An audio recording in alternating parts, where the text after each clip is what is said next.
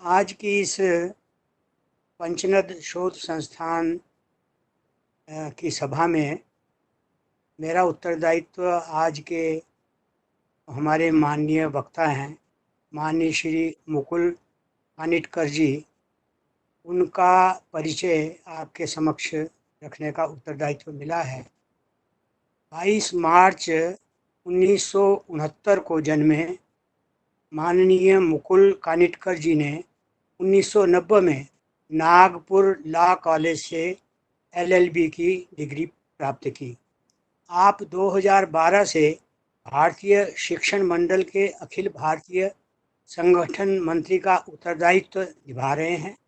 2008 से 2011 तक आप विवेकानंद इंटरनेशनल फाउंडेशन के सचिव रहे। 2007 से मध्य प्रदेश योग परिषद के सदस्य हैं। प्रशिक्षण कार्यशालाओं की रचना एवं संचालन में आपको दक्षता प्राप्त है। आपने ऐसी कार्यशालाओं में मुख्य रूप से पहली परीक्षा दे हंसते हंसते, दूसरी सार्थक ALM, तीसरी शिक्षक स्वाध्याय, चौथी अभिभावक उद्बोधन, पांचवी संस्था चालक परामर्श, इन विषयों पर कार्यशालाओं का आयोजन किया। आपने 2007 से अधिक प्रतिभागियों के लिए 2350 आनंदशालाओं की रचना की और उनका संचालन विधिवत किया।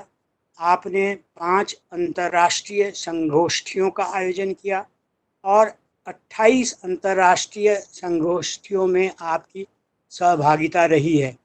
महाराजा सयाजी राव विद्यापीठ वडोदरा, IIT मुंबई, IIT रुड़की, इन सब में आपने गीता और प्रबंधन इस विषय पर और सस्टेनेबल फाइनेंस इस विषय पर अतिथि विद्वान गेस्ट स्कॉलर के रूप में पाठ्यक्रमों का संचालन किया।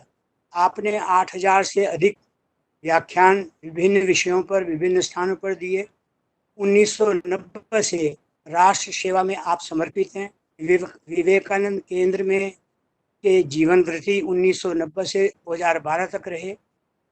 आपने 12 पुस्तकें लिखी हैं, जिनमें 3 इंग्लिश में हैं, 1 मराठी में, 8 हिंदी में हैं। 2150 से अधिक लेख हिंदी, इंग्लिश और मराठी भाषा में आपने विभिन्न पत्र पत्रिकाओं में लिखे। सामूहिक कक्षा योग कक्षा में आपने विश्व रिकॉर्ड बनाया। 2004 में ग्वालियर में 16,049 व 2005 में 29,973 छात्रों द्वारा योग की कक्षा ली गई, जो विश्व रिकॉर्ड बना। आप 2007 से प्रतिवर्ष 12 जनवरी को मध्य प्रदेश में करोड़ों छात्रों के लिए सामूहिक सूर्य नमस्कार का संचालन करते हैं।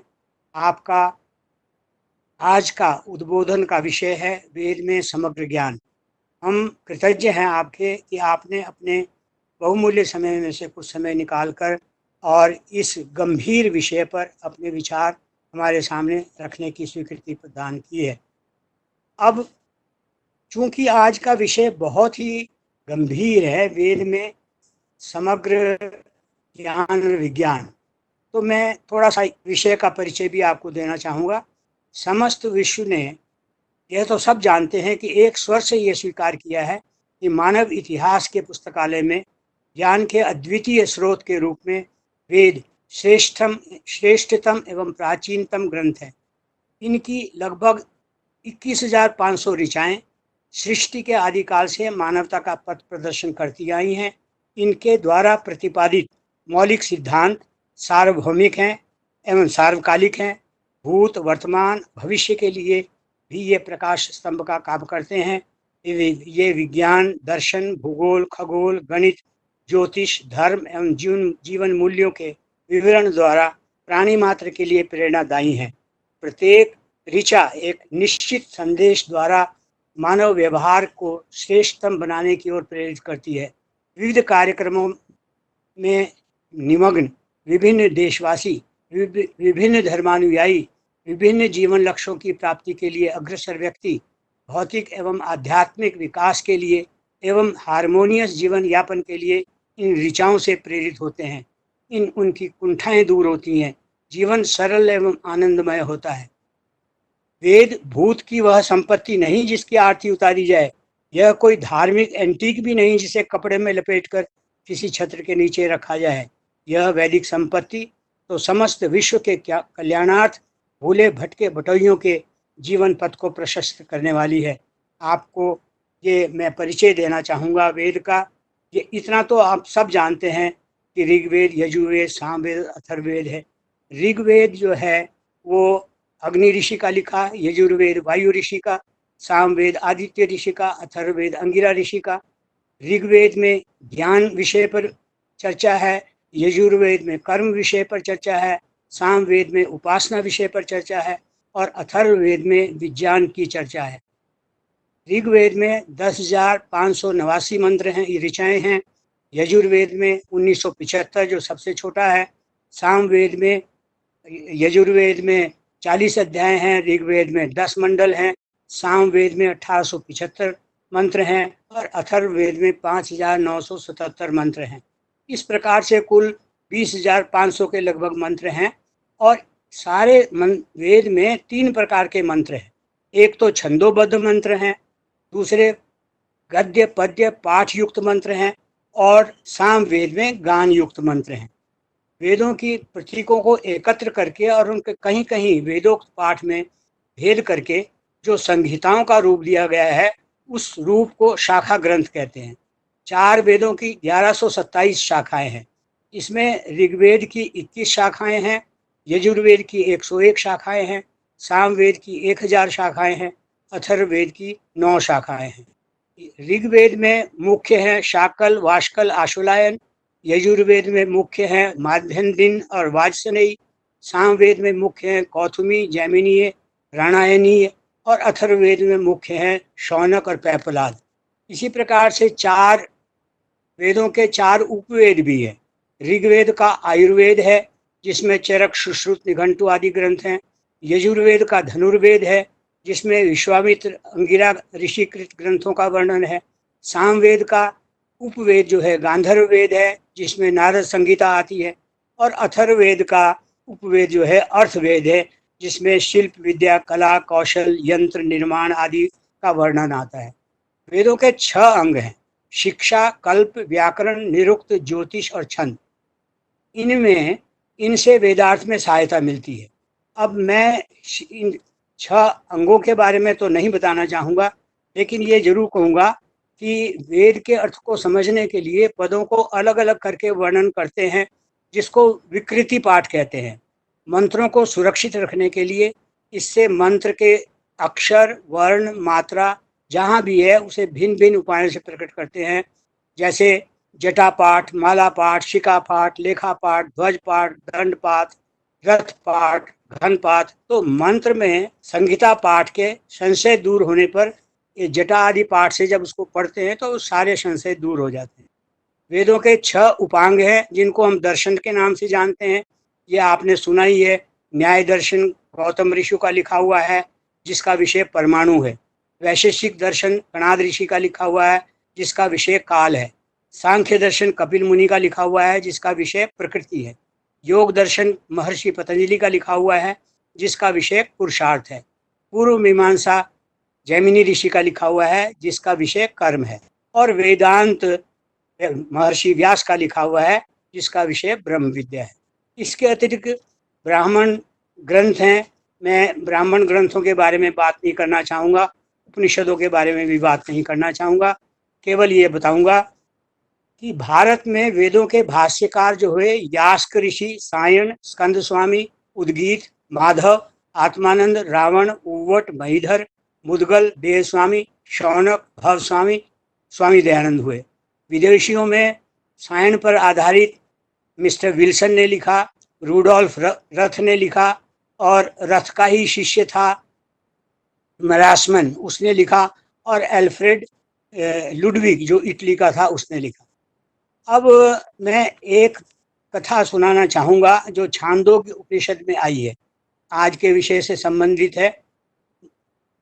मैं महर्षि सनत कुमार के पूछने पर नारद ने ये कहा कि हे भगवान, मैंने ऋग्वेद, यजुर्वेद, सामवेद, अथर्ववेद, इतिहास, पुराण, वेदों के अर्थ, विधायक ग्रंथ, पितृ विद्या, राशि विद्या, देव विद्या, विधि विद्या, वाको वाक्य विद्या, एकायन विद्या, देव विद्या, ब्रह्म विद्या, भूत विद्या, क्षत्र विद्या, नक्षत्र विद्या और सर्वदेश जन आदि का अध्ययन किया है।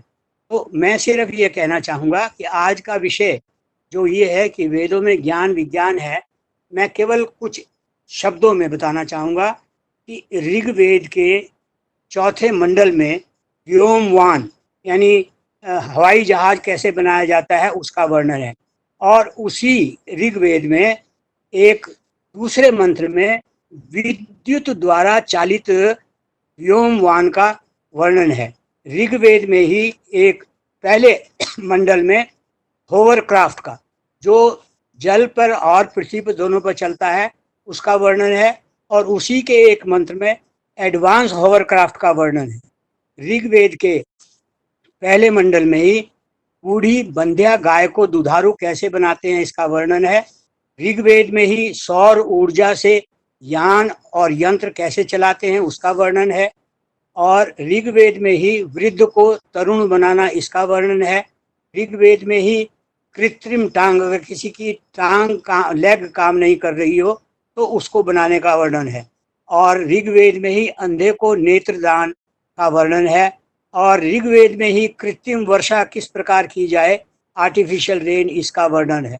ऋग्वेद के अपतृण सूर्य सूक्त में सर्प, बिच्छू आदि के विष को शमन करने का वर्णन है, और ऋग्वेद के दशम मंडल के औषधि सूक्त में 125 औषधियों का वर्णन है, और 107 स्थानों पर पाए जाने वाले पौधों का वर्णन है। तो इन सब बातों को देखते हुए ही मैथिली शरण गुप्त राष्ट्र कवि ने कहा था, हमको विदित थे तत्व सारे नाश और विकास के, कोई रहस्य छिपे न थे पृथ्वी तथा आकाश के, थे जो हजारों वर्ष पहले जिस तरह हमने कहे, विज्ञान वेत्ता अब वही सिद्धांत निश्चित कर रहे। तो मैं इन शब्दों में आज के जो वक्ता महोदय हैं मुकुल जी, उनका स्वागत करता हूं कि उन्होंने बहुत गंभीर विषय को लिया, और मुझे आशा है कि मैं विषय का थोड़ा सा परिचय दे सकने में अपने आप को सफल रहा हूँगा, और आगे डिटेल में हम मुकुल जी से सुनते हैं। धन्यवाद। कृपया माननीय मुकुल जी के उद्बोधन से पहले सभी ई गोष्ठी में जुड़े साथी ध्यान दें। जिज्ञासा का समाधान मुकुल जी 28 जून प्रातः 11 बजे करेंगे। आपके जो भी प्रश्न हैं कृपया करके आप ईमेल करें, व जो साथी फेसबुक में जुड़े हैं वह अपने प्रश्न फेसबुक पर लिख सकते हैं, और जो साथी यूट्यूब में जुड़ रहे हैं वह कृपया करके कमेंट बॉक्स में अपने प्रश्न लिखें। बहुत बहुत धन्यवाद। मैं मुकुल जी से आग्रह करूंगा, कृपया हम सभी का मार्गदर्शन करें। तत्कर्मयन्न बंधाय सा विद्याया विमुक्तये, आयासाया परम कर्म विद्यान्या शिल्प नैपुणम्। आदरणीय बृजकिशोर कुठियाला जी, पंचनद के अन्य पदाधिकारीगण और श्रोता समूह में विद्यमान विद्वज्जन, माताएं, भगिनी और बंधुवर, अभी विष्णु पुराण के जिस श्लोक को मैंने उद्धृत करते हुए आज के व्याख्यान को प्रारंभ किया, वह श्लोक भारत की विद्या की व्याख्या बताने वाला श्लोक है। इसलिए हम भारतीय शिक्षण मंडल में उसे ध्येय श्लोक के रूप में प्रयोग करते हैं। शिक्षा में हमें क्या ध्येय लेकर के कार्य करना है, उसका मार्गदर्शन विष्णु पुराण का ऋषि कर रहा है। इस श्लोक में ऋषि कहता है, कर्म वही है जो बंधन में न बांधे, और विद्या वही है जो मुक्त करे।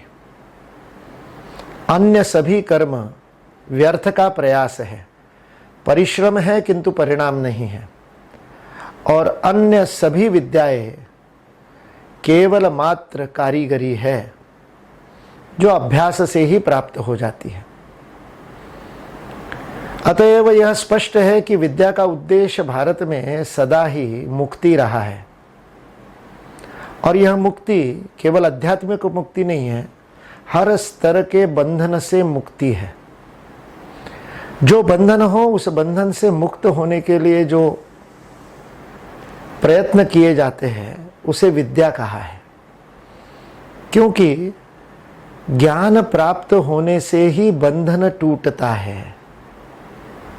वेदांत में बड़ा प्रसिद्ध उदाहरण है माया को समझाने के लिए, रज्वाम भुजंगम इव प्रतिभासितम वै। आचार्य शंकर कहते हैं अंधेरे में रस्सी पड़ी है और भयभीत मन को उसके अंदर सर्प दिखाई देता है, और इसलिए वह अपने स्थान से हिल नहीं पाता, बंध जाता है, उसकी घिघी बन जाती है, हम हिंदी में कहते हैं। चिल्लाने के लिए मुंह से शब्द भी नहीं निकलते, पलायन करने के लिए भी त्राण नहीं है और सामना करने के लिए भी त्राण नहीं है, नाइदर फाइट नॉर फ्लाइट। स्थानबद्ध होकर के भयभीत हो जाता है। क्यों? बंधन किस कारण है? अज्ञान के कारण है। सूर्योदय होता है या कहीं से कोई प्रकाश आता है, कृत्रिम व नैसर्गिक प्रकाश, और पता चलता है अरे ये तो रस्सी है, सर्प नहीं है। ज्ञान होता है और भय समाप्त हो जाता है, बंधन मुक्त हो जाता है, फिर घूमना शुरू हो जाता है। अज्ञान ही मात्र बंधन है। इतने बड़े 10 टन के हाथी को एक छोटी सी नारियल की रस्सी से बांध देते हैं, और उस गांठ से बंधा हुआ, जो नारियल की रस्सी में बंधी हुई गांठ है, उससे कई गुना शक्तिशाली लोहे की श्रृंखला को भी तोड़ने की क्षमता रखने वाला हाथी उस नारियल की छोटी सी रस्सी की गांठ में बंधा खड़ा रहता है, तोड़ता नहीं है। क्यों है वह बंधन? वह बंधन इस भ्रम से है कि वह जो गांठ है उसने मुझे बांध रखा है, और यह जो ग्रंथि मन के अंदर ग्रंथि बंध गई, इस ग्रंथि से मुक्त होना, बंधन मुक्त होना है, और वह ज्ञान मात्र से होता है। अज्ञान बांधता है, ज्ञान मुक्त करता है। इसलिए विद्या उस ज्ञान के साक्षात्कार को कहते हैं। वित्त धातु है, वित्त से विद्या। वित्त यानी ज्ञान होना, अनुभव होना, ज्ञान का साक्षात्कार होना। कोई प्रदान कर रहा है और हम प्राप्त कर रहे हैं, यह उपदेश हो सकता है, वह सूचना हो सकती है, वह जानकारियां हो सकती है, किंतु ज्ञान की तो अनुभूति करनी होती है। जब अनुभव होता है तब वह अनुभव मेरा अपना ज्ञान बन जाता है, इसे वित्त कहते हैं। और जो सम्यक जानता है उसे संवित कहते हैं। और ऐसा सब कुछ जो जाना हुआ है उसे वेद कहते हैं, वह भी वित्त धातु से है। जो जानने योग्य है, जो जाना गया है, जो सारे ज्ञान का लक्ष्य है, ऐसे समग्र ज्ञान का जो एक समग्र एकत्रित स्वरूप है उसे वेद कहते हैं। इसलिए उसे अपौरुषेय कहा है। हम लौकिक अर्थ में बोल देते हैं वेद 4 है,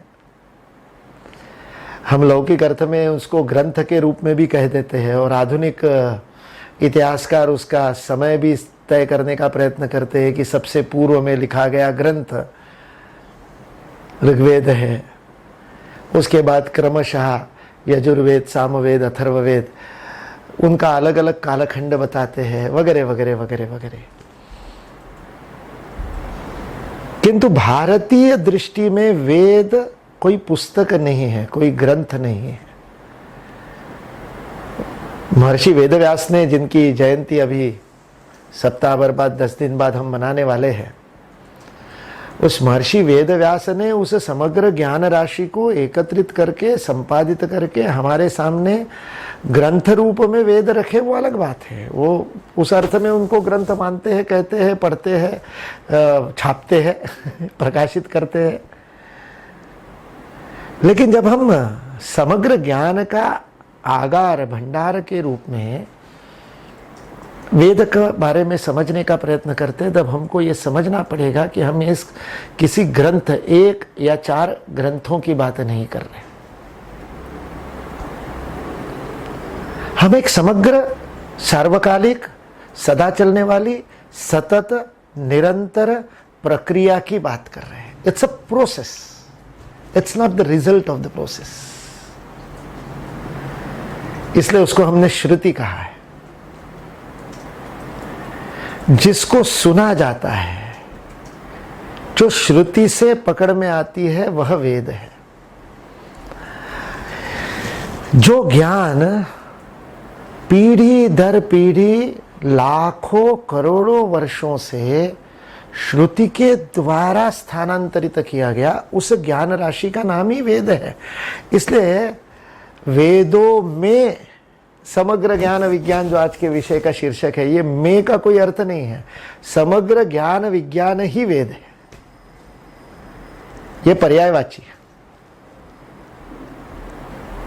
सारे सृष्टि का जो तत्वरूप ज्ञान है, सारे सृष्टि में घटित होने वाली घटनाओं को विविध अंग से देखने वाला जो दर्शन है, जो दृष्टि है, जो समग्र जानकारी है, जो समग्र कार्य कारण संबंध है, उस सब का एक अद्भुत और एकत्रीकरण है जो वेद है। इसलिए इसे अपौरुषीय कहा गया।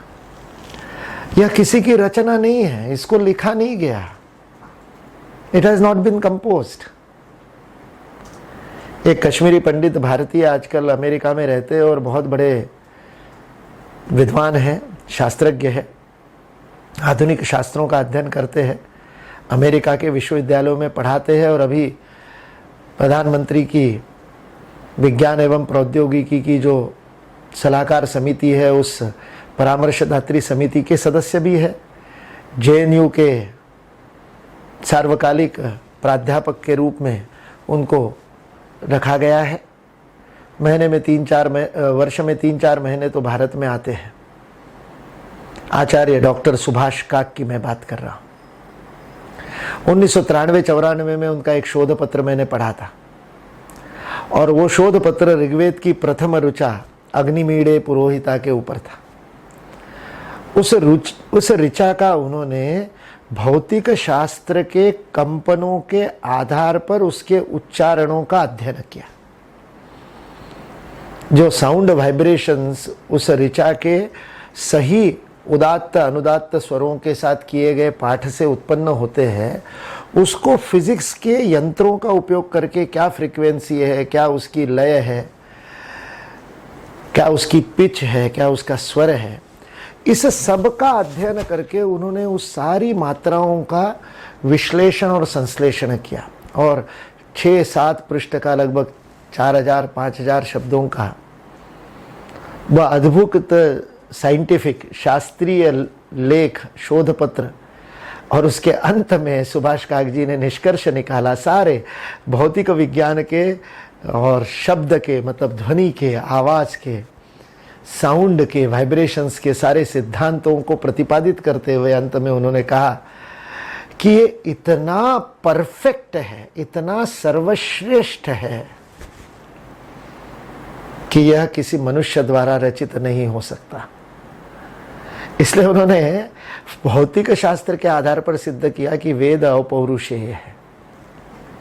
हम तो इसे अपौरुषेय इसलिए मानते हैं क्योंकि समस्त ज्ञान का जो मूल है वह हम उसे हम ईश्वर कहते हैं, ब्रह्म कहते हैं। उसी का ज्ञान प्राप्त करना है, उस ब्रह्म विद्या को ही वास्तविक विद्या कहते हैं। और इसलिए उसके द्वारा प्रदत्त या उसके द्वारा प्रकट अभिव्यक्त ज्ञान का साक्षात्कार जब ऋषि को हुआ, और ऋषि उसे ही कहते हैं जिसको ऋत का साक्षात्कार हो, सारे जगत में प्लावित यह ज्ञान जब ऋषि के सामने अपने आप को प्रकट करता है और उसको उसके दर्शन होते, आश्चर्यवत पश्यति कश्चिते न आश्चर्यवत शृणोति तथैव चान्य, आश्चर्यवत वदति तथैव चान्य। भगवत गीता कहती है जब वो ज्ञान का साक्षात्कार होता है तो वो ऋषि आश्चर्य से देखता है, आश्चर्यवत दिखता है, पश्यति दिखता है। ये नहीं कहा कि उसको समझ में आता है, ये नहीं कहा कि ही अंडरस्टैंड्स, ये नहीं कहा कि कॉग्निशन होता है, समझ में आता है। क्या कहा? ऐसे स्पष्ट दिखाई देता है जैसे आंखों के साथ में चक्षुर्वै सत्य, हस्तामल कहा, हाथ में लखे हुए और आंवले की तरह स्पष्ट दिखाई देता है। और जब उसको दिखाई देता है तब उसी आश्चर्य के साथ वह बोलता है, अरे सुनो भाई, शृण्वन्तु विश्वे अमृतस्य पुत्र आए धामानि दिव्यानि तुत्सु। अरे सुनो सुनो, मेरी बात सुनो, तुम अमृत के पुत्र हो। वह ऋषि बोल उठता है। ये जो ज्ञान का साक्षात्कार अपने आप को प्रकट किया मंत्र के रूप में, ऋचाओं के रूप में, अर्चना के लिए पद्धति के रूप में, उपासना की विधि के रूप में, यज्ञ की विधि के रूप में, देवताओं के सूक्तों के रूप में, स्तोत्र के रूप में, ऐसे विभिन्न पद्धति से यह अनुभूति जन्य ज्ञान का जो प्रकटीकरण हुआ है उसे वेद कहते हैं। इसलिए उसको अपौरुषेय कहा। वह उस ऋषि की रचना नहीं है, मंत्र की रचना नहीं की, इसलिए मंत्र रचयिता ऋषि नहीं कहा, मंत्र दृष्टा ऋषि कहा। इसलिए वेदों में ज्ञान विज्ञान की चर्चा करते समय वेद की जिस परिभाषा को या जिस व्याख्या को या जिस समझ को लेकर के मैं आपसे चर्चा कर रहा हूं, वह मैं आपके सामने स्पष्ट करना चाहता हूं। इसलिए वेद के 4 ग्रंथ लेकर के बैठ गए और उन 4 ग्रंथों का अनुवाद हिंदी, अंग्रेजी, पंजाबी, गुजराती, मराठी किसी भाषा में पढ़ लिया उन मंत्रों का, और उस आधार पर फिर हमको सारा ज्ञान भी मिल जाएगा, विज्ञान भी मिल जाएगा, फिजिक्स भी मिल जाएगा, केमिस्ट्री भी मिल जाएगा, बायोलॉजी भी उसमें ढूंढ लेंगे, इलेक्ट्रॉनिक्स भी मिल जाएगा और क्वांटम फिजिक्स भी मिल। अगर इस दृष्टि से आप सोच रहे हैं तो आप वेदों की समझ नहीं लेकर के बैठे। वेद ग्रंथ नहीं है, मैक्स मुल्लर के द्वारा किए गए अनुवाद या सायणाचार्य के भाष्य का मैक्स मुल्लर द्वारा किया गया अनुवाद, उस अनुवाद से अंग्रेजी, अंग्रेजी से जर्मनी, जर्मनी से और किसी भाषा में अनुवादित होकर के उस आधार पर और विज्ञान की खोजें विश्व ने की, ऐसा यदि अतिरंजित कोई दावा करता है तो मैं उसकी बात यहाँ पर करने के लिए नहीं बैठा। भारतीय जीवन दृष्टि को समझे बिना वेद को नहीं समझ सकते, क्योंकि वेद भारत की जीवन दृष्टि को परिभाषित करता है, पोषित करता है, रक्षित करता है, पालता है। आज भी भारतीय समाज में वह धर्म दृष्टि, वह जीवन दृष्टि, वह त्याग दृष्टि, वह भोग दृष्टि यदि आज भी भारतीय जीवन में यदि हमको दिखाई देती है, जीवंत दिखती है, तो वह वेद के कारण है। हमारे यहाँ एक बोला जाता है, वेदे च लोके च, जो वेदों में है वह लोक में है। वेद में विद्वानों के द्वारा समझ करके, अनुभूत करके उसको प्रकट किया गया और श्रुति के द्वारा उसके पाठ की रक्षा की गई, पीढ़ी दर पीढ़ी रक्षा की गई, इतने आक्रमणों के मध्य रक्षा की गई, इतने ग्रंथालय जला दिए। बख्तियार खिलजी ने जब नालंदा को जलाया तब कहते कि 6 महीने तक ग्रंथालय जल रहा था। कितनी ग्रंथ राशि होगी, जल गई। गांठ बांधी थी, वो गांठ बांधी हुई जल गई। ज्ञान को ग्रथित किया था, ज्ञान को गांठ में बांध करके कोडिफाई करके हम उसको उकल सके, हम उसका साक्षात्कार, वही अनुभूति जो विश्वामित्र को हुई थी गायत्री के दर्शन के समय है, ओम भूर्भुवः स्वः के दर्शन के समय उस मंत्र दृष्टा ऋषि को जो अनुभूति हुई, जप के द्वारा, सही पाठ के द्वारा उस अनुभूति का साक्षात्कार जब मुझे होता है तब गायत्री मंत्र मुझे समझ में आता है। भू का अर्थ क्या, भुव का अर्थ क्या, स्व का अर्थ क्या, धी का अर्थ क्या, ये हिंदी में, पंजाबी में, अंग्रेजी में अनुवाद करने से गायत्री मंत्र समझ में नहीं आता। गायत्री मंत्र का पुरस्चरण करके उसको सिद्ध करना पड़ता है। और सिद्ध तब होता है जब मुझे उस मंत्र में ग्रंथित बांधी गई कोडिफाइड अनुभूति ज्ञान की जो विश्वामित्र को हुई थी, वही जिस दिन मुझे होगी, उस दिन गायत्री मंत्र सिद्ध होगा। यह वेद के ज्ञान को उकलने का, डिकोड करने का, वेद की ज्ञान राशि को अनुभव करने का यही एकमात्र माध्यम है। ये आधार लेकर के आगे का विषय हमको समझना पड़ेगा। आज जो सृष्टि में, आज जो पश्चिम के जगत में सृष्टि को समझने का प्रयत्न चल रहा है, जिसको हम नेचुरल साइंसेस कहते हैं, और हिंदी में उसका अनुवाद विज्ञान के रूप में करते हैं। संस्कृत में विज्ञान शब्द का अर्थ अलग है, इसलिए संस्कृत में ज्ञान विज्ञान कहते ही अर्थ बदल जाता है। भगवद गीता के 9वें अध्याय में भगवान श्री कृष्ण राज विद्या राजगुह्य योग को बताते समय कहते हैं, ज्ञानम विज्ञान सहितम। यह मैं अब तुमको बताने जा रहा हूँ, जीवन का गूढ़ रहस्य मैं तुमको बताने जा रहा हूँ, और ज्ञान और विज्ञान सहित बताऊंगा। वहाँ पर विज्ञान शब्द का यह अर्थ नहीं है जो आज साइंस के अर्थ में हम ले रहे। साइंस के लिए संस्कृत शब्द है शास्त्र। इसलिए भारत की अनेक भाषाओं में, खास करके महाराष्ट्र में, कर्नाटक में और तेलुगु में शास्त्रज्ञ कहते हैं, जिसको हम हिंदी में वैज्ञानिक कहते हैं। साइंटिस्ट को शास्त्रज्ञ कहते हैं, शास्त्र का ज्ञाता कहते हैं। तो आधुनिक पश्चिम का जो शास्त्र है, या हिंदी के शब्दावली के लिए विज्ञान भी शब्द प्रयोग के, हिंदी में तो दिक्कत नहीं, संस्कृत में विज्ञान बोलने से नहीं चलेगा, संस्कृत में शास्त्र बोलना पड़ेगा। यह जो साइंसेस है, इन साइंसेस का भी ज्ञान वेद में है क्या? है, क्योंकि समग्र ज्ञान वेद में है। वेद में अंत सृष्टि, बाह्य सृष्टि और इस सृष्टि से परे की जो कालातीत, सार्वभौम, सार्वजनीन, सर्वव्यापी, सर्वसमावेशक, सर्वज्ञ अवस्था है, उसका भी, तीनों का ज्ञान वेद में निहित है। और केवल ज्ञान नहीं है, उस ज्ञान प्राप्ति के मार्ग भी बताए, उपासना के मार्ग भी बताए। इसलिए इस विषय को समझते समय, आज के आधुनिक परिप्रेक्ष्य में वेदों की तरफ देखने की दृष्टि विकसित करते समय, यह वेद की भूमिका को ध्यान में रख करके हम आगे बढ़ेंगे तो अच्छा रहेगा। स्वामी विवेकानंद एक शब्द में कहते हैं, भारत में मनीषी निकला और अपने गहन गह्वर में जाकर के, अपने मन के अंतःकरण के अंदर जाकर के उसने ज्ञान को प्राप्त किया, और वह ऋषि मंत्र दृष्टा ऋषि बना, और उसने सारे जीवन को समग्रता के साथ, एकात्मता के साथ समझा। This is the holistic and integral understanding of the whole existence. इस सृष्टि के होने और उसके परे के ज्ञान को समग्रता से समझने का काम मनुष्य ने किया, जब भारत में, जब वह अपने अंदर गया। ऐसा नहीं है कि हमने बाहर का ज्ञान नहीं प्राप्त किया, हमने दूरस्थ खगोल पिंडों का भी अध्ययन किया, और इतना अद्भुत अध्ययन किया है कि जितना आज बड़े बड़े टेलीस्कोप बनाने के बाद भी नहीं कर पाए, उतनी परफेक्शन के साथ, सर्वश्रेष्ठता के साथ, अचूक गति ग्रह तारों की बताने का काम हमारे ऋषियों ने किया। साइंटिस्ट थे वो ऋषि सारे के सारे।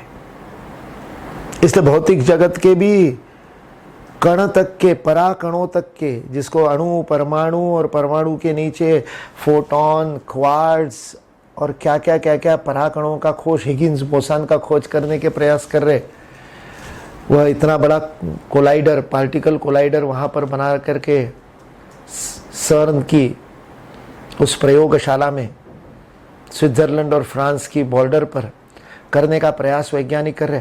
हमारे वैशेषिक के ऋषि कणाद ने अपने अंदर जाकर के कणों की गति को पहचान लिया, कणों की गति को बता दिया। सारे जगत में कणों का क्या नर्तन चल रहा है, उस नृत्य के अद्भुत लय, संगीत, ताल का वर्णन द्रव्य कर्म के रूप में वैशेषिक दर्शन में कणाद ऋषि ने किया। इसलिए जब ये कहते हैं स्वामी विवेकानंद कि अंदर गया ऋषि और उसने अंदर जाकर के समस्त ज्ञान की प्राप्ति की, तो वो केवल आध्यात्मिक ज्ञान की बात नहीं कर रहे। आज हम जिसको भौतिक ज्ञान कह रहे हैं, उस भौतिक जगत के मूल में छिपे हुए रहस्यों को भी इन ऋषियों ने जाना। इसलिए आधुनिक शास्त्रों को, साइंसेस को भी वेदों की दृष्टि से बहुत कुछ प्राप्त करने के लिए है। स्वामी विवेकानंद ने कहा ग्रीक का ऋषि निकला, उन्होंने ग्रीक के वैज्ञानिकों को भी ऋषि कहा। वह निकला और उसने बाहर रहस्यों को खोजने की कोशिश की। जो बाहर के रहस्यों को खोजने की कोशिश की वो पश्चिम की ओर चल पड़ा, जो पूरब की ओर था वह अंदर जाकर के उसने सारे जीवन के रहस्य को समझा। इसलिए स्वामी विवेकानंद पौर्वात्य और पाश्चात्य ज्ञान को इस प्रकार से परिभाषित करते हैं और उसका अद्भुत समन्वय करने का कार्य पश्चिम में जाकर के उन्होंने किया। आज हम सारे वेदों के अंदर इस दृष्टि को देखने का प्रयास करते। वेदों की दृष्टि को समस्त जगत के विज्ञान में, साइंस में देखने की दृष्टि यदि हम रखेंगे तो हम अच्छी तरह से बात को समझ पाएंगे। ये कहने से काम नहीं चलेगा कि फिजिक्स वेदों की बातों को सिद्ध कर रहा है। नहीं, फिजिक्स में यदि वेदों में दी गई बातें या वेदोक्त ऋषियों द्वारा प्रतिपादित सत्य यदि आज फिजिक्स को समझ में आ रहे अपने प्रयोगों के द्वारा, तो उसका अर्थ यह है कि फिजिक्स के वैज्ञानिक प्रामाणिकता से, निष्ठा से, ईमानदारी से काम कर रहे हैं। वेदों को फिजिक्स प्रमाणित नहीं करता है, फिजिक्स को वेद प्रमाणित करते हैं। यह दृष्टि अपने अंदर रखना बहुत आवश्यक है, क्योंकि वेद की दृष्टि अधिक सूक्ष्म है और बहुत सरल सा न्यायशास्त्र का तत्व है। सूक्ष्म कारण हो सकता है, स्थूल कभी सूक्ष्म का कारण नहीं बन सकता। सूक्ष्म ही स्थूल का कारण बन सकता है। इसलिए आजकल ये जो उल्टा प्रपंच एकेडमिक्स में चल पड़ा है, एकेडमिक्स में मैनेजमेंट के अंदर कुछ सिद्धांत लीडरशिप के और ऐसे वो ढूंढ लेते हैं मॉडर्न मैनेजमेंट के, और फिर उस प्रबंध शास्त्र के उन आधुनिक थियरीज को भगवत गीता में खोजते हैं और इसको भगवत गीता में मैनेजमेंट, भगवत गीता में प्रबंधन कहते हैं। नहीं भाई, भगवत गीता स्वयं जीवन प्रबंधन का ग्रंथ है। रणभूमि में खड़े हुए शिष्य को गुरु के द्वारा how to manage his business of fighting the war. रणभूमि में खड़े हुए एक सेनापति को युद्ध को किस प्रकार से प्रबंधन करना, इसका संदेश भगवत गीता ने दिया है। भगवत गीता पूरा का पूरा प्रबंधन का शास्त्र है। भगवत गीता में प्रबंधन मत खोजिए, भगवत गीता का प्रबंधन समझिए। भगवत गीता में योग मत खोजिए, भगवत गीता का योग जीवन में उतारिए। वैसे ही वेदों का विज्ञान, वेदों का ज्ञान वेदों में नहीं, यह दृष्टि परिवर्तन बहुत आवश्यक है। पश्चिम की दृष्टि से हम अपने को बहुत वर्षों से देखते हुए आए और पश्चिम की दृष्टि से हम हमारे शास्त्रों को सिद्ध करने का प्रयास करते हैं, तब बड़ी भूल होती है। इसलिए आज हमको हमारी अव्यभिचारिणी, अस्खलित, निष्ठावान, शुद्ध भारतीय दृष्टि अपने शास्त्रों के प्रति रखने की आवश्यकता है और उस आधार पर पश्चिम के शास्त्रों का मूल्यांकन हम करेंगे। हमारे वैशेषिक के विद्वान अनुभूति के आधार पर तय करेंगे कि फिजिक्स सही दिशा में जा रहा है कि नहीं जा रहा है। हिरण्यगर्भात् समवर्तताग्रे का सूक्त, हिरण्यगर्भ का सूक्त सुनकर के और किसी पश्चिम के वैज्ञानिक ने जब उसका अर्थ समझा, उसने कहा अरे क्या गजब बात लिखी है। सोने के अंडे के समान एक गर्भ था और उस गर्भ में से सारी सृष्टि उत्पन्न हुई। अभी भगवत गीता के 13वें अध्याय में भगवान श्री कृष्ण ने यही बताया, 14वें अध्याय में, कि इस महत योनि में गर्भम दधाम्यहम, मैं ब्रह्म उसको गर्भ देता हूं। उस हिरण्य गर्भ की व्याख्या वैज्ञानिकों ने बिग बैंग थ्योरी के रूप में करी कि हम बिग बैंग थ्योरी में यही कहते हैं, और हमारे विद्वानों को बड़ा मजा आया। हमारे बहुत सारे विद्वान वक्ता कहने लगे देखो देखो फिजिक्स सिद्ध कर रहा है कि हिरण्यगर्भ वाला जो वेदों में लिखा था वो सही है। और अभी कुछ दिनों बाद उन्होंने कहा बिग बैंग थ्योरी तो ठीक नहीं है, ये तो प्रोबेबल है। अब तो दूसरी थ्योरी सृष्टि के जगत के निर्माण की दूसरी थ्योरी हम लेकर के आएंगे। अब वो 3-4 और थ्योरी केओस की और क्या क्या क्या क्या फिजिक्स, थ्योरेटिकल फिजिक्स वाले लेकर के आ रहे, फिर तुम्हारा हिरण्यगर्भ कहाँ चला गया? इसलिए पहले हिरण्यगर्भ को समझो, बिग बैंग को समझ करके हिरण्यगर्भ नहीं समझ में आएगा। हिरण्यगर्भ को समझोगे तो बिग बैंग थ्योरी की त्रुटियां भी समझ में आ जाएगी। क्या त्रुटि समझ में आएगी? ये त्रुटि समझ में आएगी कि आप जो ये सोच रहे हो कि कुछ काल पूर्व भूतकाल में जगत निर्मित हुआ और भविष्य काल में समाप्त हो जाएगा, ये जो एक रेखीय काल गणना है। ब्रीफ हिस्ट्री ऑफ टाइम में स्टीफन हॉकिंस, जिसको आधुनिक न्यूटन भी कहा जाता था, अभी कुछ वर्ष पूर्व ही उनका शरीर शांत हुआ। जीवन भर व्हील चेयर में बैठे रहे, बोलना भी नहीं आता था, शरीर से दिव्यांग थे, उसके बाद भी कल्पना से पूरे जगत को समझने का उन्होंने प्रयत्न किया। 90 के दशक में उनकी पुस्तक आई ब्रीफ हिस्ट्री ऑफ टाइम, काल का संक्षिप्त इतिहास। हिंदी अंग्रेजी सभी भाषाओं में उपलब्ध है, अवश्य पढ़नी चाहिए, मंगवा करके पढ़िए, पीडीएफ डाउनलोड करके पढ़िए, लेकिन पढ़िए ज़रूर। उसमें पूरे जगत में, ब्रह्मांड में जो खगोल पिंड है उनसे आने वाले लाइट स्पेक्ट्रम्स आदि का अध्ययन करके, और उन्होंने बताया कि क्या है काल। और उसमें वो एक उदाहरण देते हैं कि फिजिक्स ने, भौतिक शास्त्र ने काल को एक रेखीय मान करके सारी रचनाएं की है। इसलिए उन्होंने वो एंट्रोपी की भाषा बताते हुए कि डेल्टा एच, बहुत लोगों ने याद किया होगा कि जैसे जैसे किसी भी सिस्टम में, किसी भी व्यवस्था में जैसे जैसे ऊर्जा बढ़ती है वैसे वैसे उसका प्रसारण होते जाता है, और प्रसारण होने के कारण वो विघटित होती है। उन्होंने उसके लिए उदाहरण दिया कि एक और मेज के ऊपर चाय का कप रखा हुआ है, किसी के धक्के से वो नीचे गिरता है और टूट जाता है। यदि इसकी वीडियो रिकॉर्डिंग की जाए तो नीचे गिरते हुए, टूटते हुए कप को आप वापस जुड़ता हुआ देख तो सकते हैं यदि उस रील को उल्टा घुमा दिया एडिटर ने तो, लेकिन प्रत्यक्ष जीवन में टूटा हुआ कप वापस जुड़ करके ऊपर जा करके नहीं रह सकता। इसलिए मन का यह जो एक संकीर्णता है, मर्यादा है, सीमा है, जिसमें मन काल को एक दिशा में ही समझ पाता है, इस मन की बाधा से बाधित होकर के सारा का सारा फिजिक्स इस एक रेखीय काल गणना में फंसा रह गया। और इसी एक रेखीय काल गणना के कारण से अनेक बातें आज के फिजिक्स में एज्यूम करनी पड़ती है, मान करके चलना पड़ता है। ये मैं नहीं कह रहा हूँ, मैं तो कोई फिजिक्स का विद्वान भी नहीं हूँ, थोड़ा सा अध्ययन किया है समझने के लिए, लेकिन ये स्टीफन हॉकिंस कह रहा है कि ये द्विआयामी, 2 डायमेंशनल एंड लीनियर अप्रोच, इसके कारण सारी गड़बड़ हुई।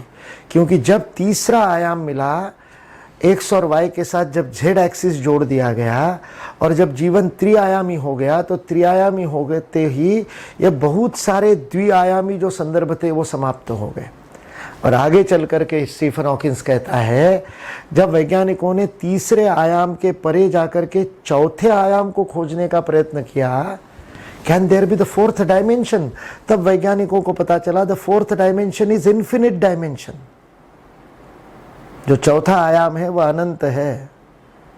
हमारे यहाँ उसके लिए शब्द है तुरीय अवस्था, कालातीत अवस्था, स्वप्न जागृत सुषुप्त से परे, सत्व रज तम से परे, त्रिगुणों से परे जो गुणातीत अवस्था है उसको तुरीय अवस्था कहा। द 4th डायमेंशन इज तुरीय अवस्था, तुरीय का अर्थ ही 4th है। द 4th डायमेंशन इज तुरीय अवस्था, और वो जो तुरीय अवस्था है वह अनंत है, अनादि है, अनंत है, अजय है, अमर है, अविनाशी है, अव्यय है। इन्हीं विशेषणों से उसके बारे में बताया जाता है। ब्रीफ हिस्ट्री ऑफ टाइम में फिजिक्स वहीं पर आ रहा है। हजारों हजार वर्षों से हम यही बात कहते आ रहे हैं, और फिर मन में लड्डू मत फूटने दीजिए, देखो फिजिक्स ने वेदों को सिद्ध किया। नहीं नहीं, फिजिक्स सही दिशा में आ गया क्योंकि उसने वह बात कही जो वेदों में कही है। हम तो काल को चक्र ही कहते आए, हमने काल को कभी एक रेखीय कहा ही नहीं, और वृत्त भी नहीं कहा, 2 डायमेंशनल वृत्त नहीं, कागज पर खींचा हुआ गोल नहीं, पृथ्वी के गोल के समान गोल। इसलिए काल चक्र की बात की। चक्र की 2 गतियां होती है, एक तो ऐसे ऐसे घूमता है तो वह उसके पेरीमीटर पे घूमेगा, अक्ष के ऊपर घूम करके पेरीमीटर पे जब घूमेगा उसकी परिधि पे, तो पहिए के समान, किसी रथ के पहिए के समान आगे की ओर गति करेगा। किंतु उसकी परिधि पर किसी एक बिंदु पर खड़ा करके उसको गोलाकार घुमाओगे तो वह भंवरे के समान भी गति करेगा। इसलिए चक्र की दोनों गतियां हैं। चक्र की जैसे एक दूसरे के सामने जाने वाली गति है, उसी प्रकार अग्रगच्छति ऐसी गति है, उसी प्रकार वह पार्श्व गति से भी गोलाकार घूमता है। जैसे पृथ्वी भी दोनों प्रकार से घूमती है, स्वयं के अक्ष पे गोलाकार रोटेट होती है, जिसके कारण दिन और रात होते हैं, और साथ साथ वह सूर्य की चारों ओर परिक्रमा भी कर रही है, प्रदक्षिणा भी कर रही है, जिसके कारण उसकी ये लैटरल और वर्टिकल दोनों जो मूवमेंट है, उसके कारण पूरा कैलेंडर वर्ष बनता है। यह वर्ष और यह जो दिन रात अहोरात्र, यह जो दोनों प्रकार की गति काल को बताती है, वह गति एक रेखीय नहीं है, वह काल का चक्र है। यह काल का चक्र समझने से विज्ञान बदल गया। ब्रीफ हिस्ट्री ऑफ टाइम में वह कहता है space time, the concept of space time has to be spherical. उन्होंने वही शब्द प्रयोग किया, गोल होगा, वो पिंडवत होगा, गोल पिंड के जैसा। पश्चिम में पृथ्वी गोल है, यह बताने के लिए पता नहीं कितनों को अपने जीवन की आहुति देनी पड़ी। वह हैपेशिया नाम की एक महिला थी, ग्रीक गणिती, उसने पहले कहा था सबसे पहले कि हीलियोसेंट्रिक है, सूर्य केंद्र है, मतलब पश्चिम में सबसे पहले कहा था। उस बिचारी के पैदा होने से हजारों वर्ष पूर्व भारत में पता था। भारत में तो हमेशा से ही पता था। ज्योग्राफी को क्या कहते हैं आप हिंदी में? अंग्रेजी का जो शब्द है जियोग्राफी, जियोग्राफी उन्होंने शब्द कहा, जियो यानी पृथ्वी और ग्राफी यानी उसके बारे में समझने का, रेखा चित्र के रूप में समझने का ज्ञान। Graphy is photogenic. ग्राफी का अर्थ होता है जिसको किसी ग्राफ में अंकित किया जा सके, रेखांकित किया जा सके। भू को रेखांकित जो करता है वो जियोग्राफी शब्द है। लेकिन हिंदी में, मराठी में, गुजराती में, कन्नड़ में, पंजाबी में क्या कहते हैं? भूगोल। तब से पता था भूगोल है। हजारों हजार वर्ष पहले से हमारे वैज्ञानिकों को पता था कि भूगोल है। बेचारे गैलीलियो को मार दिया गया केवल ये सिद्ध करने के लिए। बेचारे ने डंडा रख रख करके उस डंडे की छाया को दिखा करके और क्षितिज कैसे गोलाकार दिखता है वो सब बता करके सिद्ध करने की कोशिश की पृथ्वी गोल है। तो उन्होंने कहा बाइबल में तो लिखा है चपटी है, तू फालतू उल्टी बातें मत कर, तू बाइबल के विरुद्ध है, धर्मद्वेष्टा है, बिगॉट। और बिगॉटरी की सजा दी, उसको मार दिया गया। कोपरनिकस को मार दिया गया क्योंकि उसने कहा कि सूर्य के चारों ओर तरफ पृथ्वी घूमती है। क्योंकि बाइबल में लिखा था सूर्य पृथ्वी के चारों तरफ घूमता है। सुबह उगता है ना पूरब से, दिखता तो है उगता हुआ, और पश्चिम की तरफ जाता है। हमारे ऋषियों ने कब से, अनादिकाल से, अभी परसों सूर्य ग्रहण गया, उस सूर्य ग्रहण के दिन हमको छेड़ा गया, हमको चिढ़ाया गया कि आप राहु ने खा गए, केतु ने खा गए, ऐसी बातें फैलाते हो।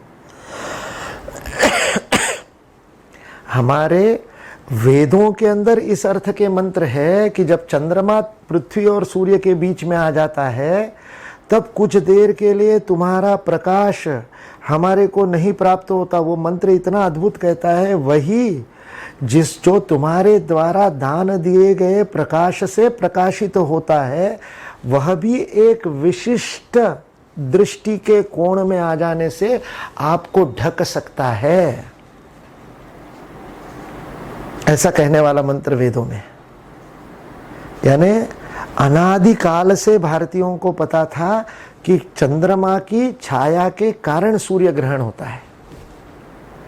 ये राहु और केतु का क्या है, वो जब आप एस्ट्रोलॉजी को, यानी जब आप खगोल विद्या को, ज्योतिष विद्या, खगोल विद्या, यह गणितीय विद्याएं है। फल ज्योतिष उसका एक केवल भाग है कि किसका भविष्य बताना।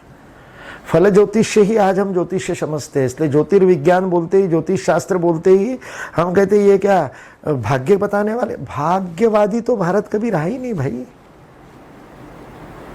ज्योतिष्य भी, फल ज्योतिष्य सही गणित सीखा हुआ यदि फल ज्योतिषी हो तो वह आपका भविष्य नहीं बता रहा होता है, वह आपका प्रारब्ध बता रहा होता है। वो बताता है कि चित्तगत प्रारब्ध के कारण आपको क्या परिस्थितियां मिलेगी, उन परिस्थितियों में आप क्या कर्म करोगे, वो पुरुषार्थ तो आपके हाथ में है।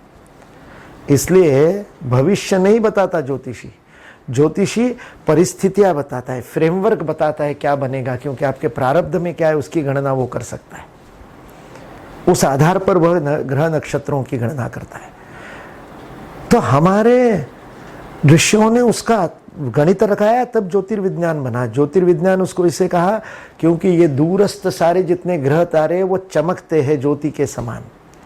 इसलिए आज भी किसी भी तारे की दूरी हमको पृथ्वी से कितनी दूरी है ये बताना है तो वह दूरी आप किलोमीटर में नहीं नापते हैं। पृथ्वी पर आप दूरी किलोमीटर में नापते हैं, यानी देश में नापते हैं, स्पेस में नापते हैं।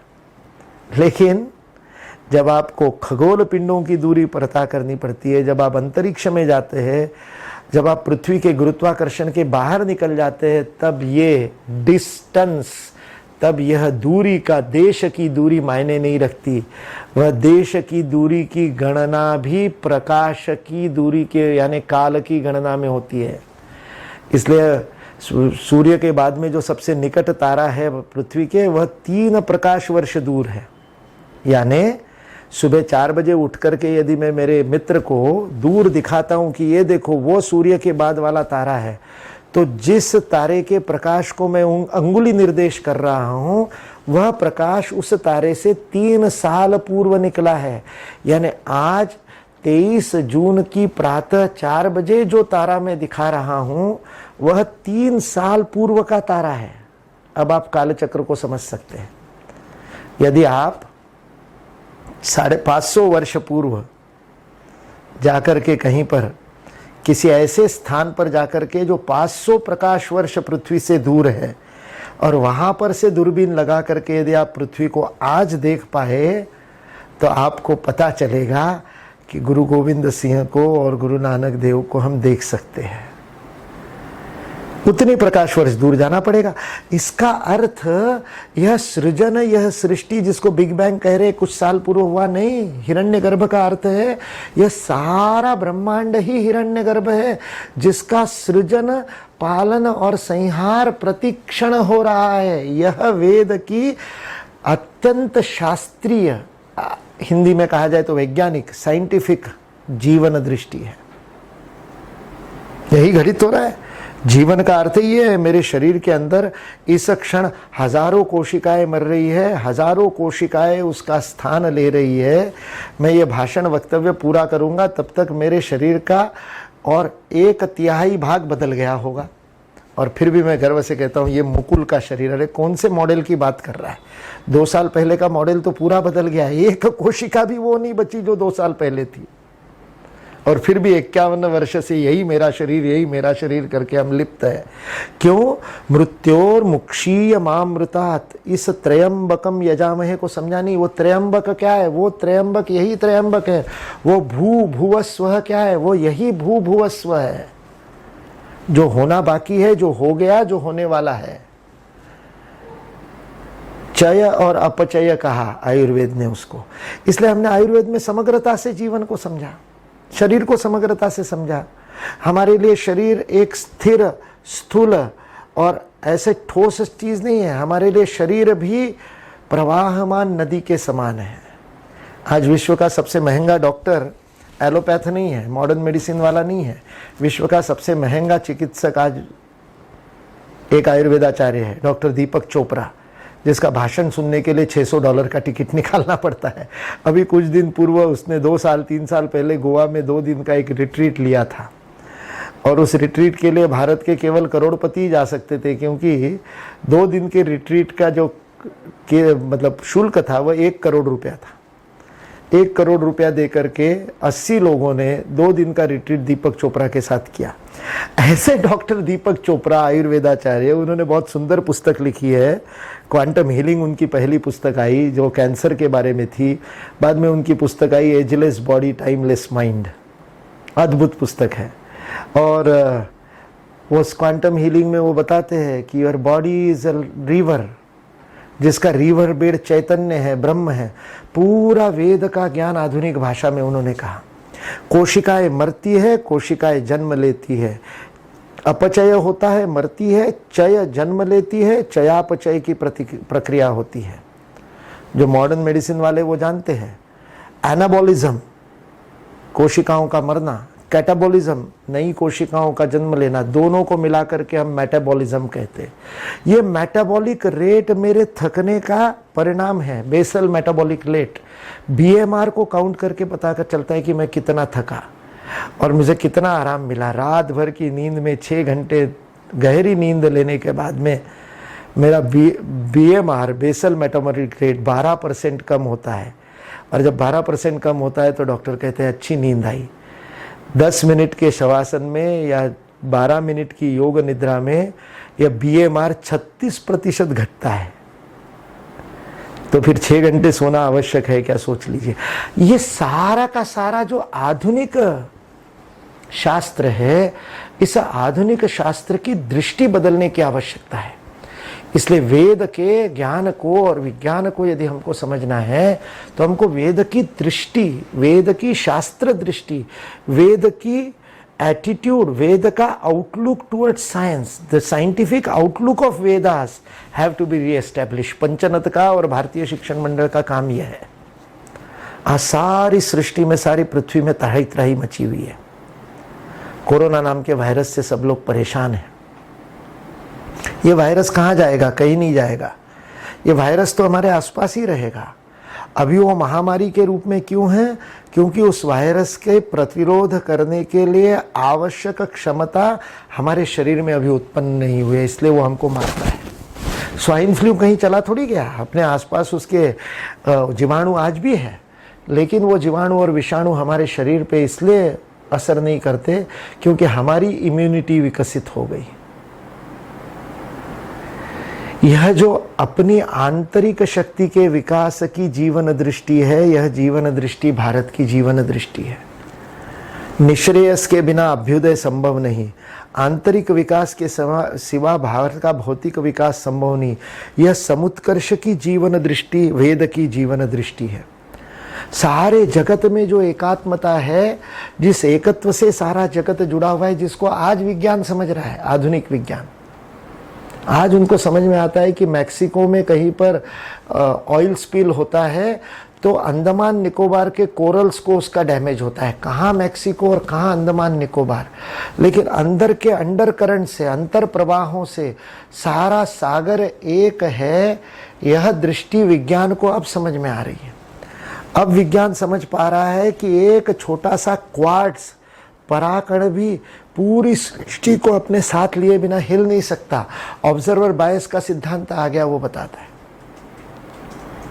इसलिए हमको अपनी जीवन दृष्टि बदलनी पड़ेगी। निकोला टेस्ला की जीवन दृष्टि स्वामी विवेकानंद ने बदली जब डेट्रॉइट में 7 दिन उसके साथ रहे। उसको उपनिषद की जीवन दृष्टि दी और उसको फिजिक्स नए ढंग से दिखने लगा। तब जड़ और चेतन के बीच का संबंध उसको समझ में आया। जब फिजिक्स को आकाश तत्व नहीं पता था और उसकी जगह कुछ ईथर से सारा जगत भरा हुआ है ऐसा फिजिक्स मान करके चल रहा था, एजम्पशन, उस समय स्वामी विवेकानंद ने उपनिषदों के सत्य निकोला टेस्ला को बताया, जिस आधार पर आइंस्टाइन ने E=mc² का पेपर लिखा। हेजनबर्ग ने अनसर्टेनिटी प्रिंसिपल दिया कि न्यूटन के जो गति के सिद्धांत है, जो बाह्य स्थूल जगत में काम करते हैं, वह पराकणों के स्तरों पर काम नहीं करते। आप जब छोटे छोटे इलेक्ट्रॉन्स के परे जाकर के जब आपने छोटे कण देखे, तब उसने कहा इन कणों की स्थिति और गति एक साथ नहीं बता सकते। आप नहीं बता सकते कि कौन सा कण कहाँ पर है। वैशेषिक का कणाद बता सकता है, क्योंकि वहां पर न्यूटन के 3 गति के नियम है, वैशेषिक के 5 कर्म है, 6 नियम है। 5 कर्मों के वैशेषिक में 6 नियम हैं, और वो गति के नियम जितने स्थूल जगत पे काम करते हैं उतने ही क्षण जगत पे भी काम करेंगे, क्योंकि वो समग्रता से देखे गए हैं, केवल बाह्य ऑब्जर्वेशन से, निरीक्षण से नहीं बने। हेजनबर्ग को जब पता चला कि न्यूटन के नियम कणों पर लागू नहीं होते, तब वो उसको लगा कि मुझे सारी जो शास्त्रज्ञों की, वैज्ञानिकों की जो समुदाय है, साइंटिफिक कम्युनिटी है, वो मुझे मानेगी नहीं, मुझे मना कर देगी। हुआ ना, आइंस्टाइन बेचारा स्ट्रिंग थ्योरी बताते बताते मर गया, तब किसी ने उसकी बात मानी नहीं, और उसके 25 साल बाद उनको समझ में आया आइंस्टाइन सही कह रहा था। ये लय के रूप में काम करते हैं, वेव्स के रूप में, प्रकाश या कण है। उसने कहा दोनों हैं, कण भी है और वेव भी है। नहीं माना लोगों ने, लड़ते रहे। उस समय 2 लड़ाइयाँ थी, एक कण मानते थे, एक वेव्स मानते थे। आगे चल करके स्ट्रिंग थ्योरी आई, जिसने दोनों थ्योरीज को मिला करके प्रकाश के बारे में बताया। आइंस्टाइन बता करके चला गया, नहीं समझे थे। वैसे ही हेजनबर्ग ने कहा मुझे नकार देंगे यदि मैं ऐसा सिद्धांत बताऊंगा तो।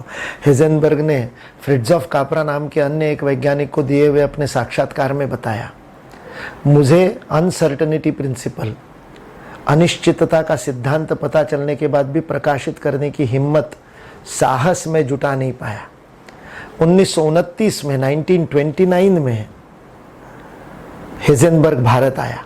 गुरुदेव रविंद्रनाथ ठाकुर के निमंत्रण, हाँ ठाकुर, वो अंग्रेजों का किया हुआ टैगोर मत प्रयोग करो, भारतीय नाम प्रयोग करो। गुरुदेव रविंद्रनाथ ठाकुर के बुलावे पर, निमंत्रण पर हेजनबर्ग जब भारत में आया और गुरुदेव के साथ रहा, तब उपनिषदों को उसने समझा, सुना, तो उसको इतना आश्चर्य हुआ। वो कहता है फ्रिट्जॉफ कापरा को, I thought my self crazy and hence I was not publishing my theorem, my new findings about the movement of particles। मैं अपने आप को पागल समझता था। मैं समझता था कि मेरे जैसा पागल को लोग मेरे को पागल कहेंगे, इसलिए प्रकाशित नहीं कर रहा था।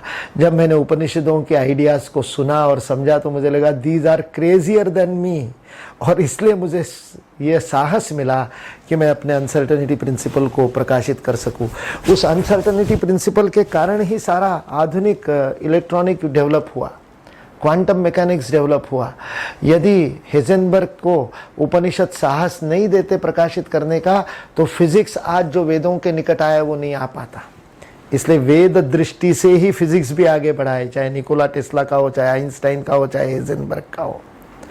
आज भारतीय मनीषियों का, भारतीय वैज्ञानिकों का काम है।